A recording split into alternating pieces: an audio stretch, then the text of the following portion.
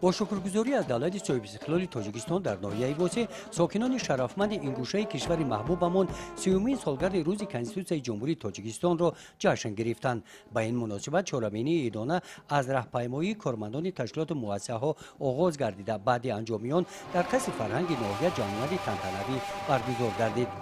در این همایش با شرکت رهبران مقامات‌های حفظ حقوق، نمایندگان تشکیلات و مؤسسه‌ها، سابقه‌داران مهنت، رئیسان جماعت‌های شهرک و دهات، نمایندگان تشکیلات‌های جمعیتی، رئیس ناحیه واسه بخشیده به این صنایع فرخنده و تقدیرساز ملت، ساکنان ناحیه را تبریک نموده در معروضه‌شان بزرگی و اهمیت این سند مهم تاریخی را قید نمودند که باری نخست از جانب خلق و برای خلق برای افاده آزادانه میل و اراده شهروندان مملکت قبول کرده شده است. از جانب دیگر با اراده آزادانه مردم سربلند کشور قبول گردیدن کنستیتوسیا بیانگر مدنیت و جهانبینی پیشرفته حقوقی خلقی تاجیک می باشد.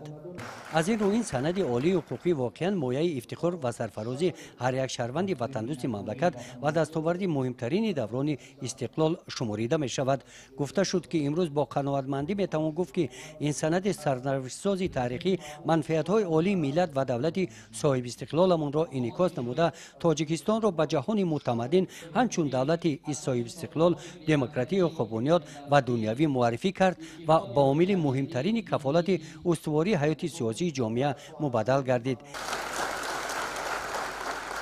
در این روز مبارک در محیط عیدانه از نام مقامات اجرایی حکومت دولتی ناحیه بخشیده به روز کنستیتوسیای جمهوری تاجیکستان به یک چند نفر کارمندان مقامات حفظ حقوق برای مهنت صافدلانه سپاسنامه تقدیم کرده شدند.